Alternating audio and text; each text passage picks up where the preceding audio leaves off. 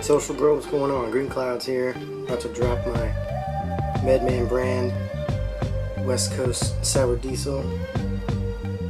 Here is a shot of Medman brand. Grow your own medicine at hotmail.com. This guy's meds look awesome.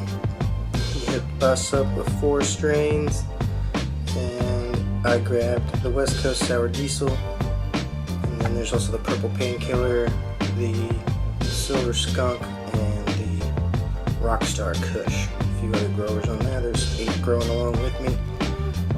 So stay tuned. Check out the Medman brand Grow on the Grows page. Click on it and check out all our playlists. I'll be back. Tan paper towel. And a Ziploc bag.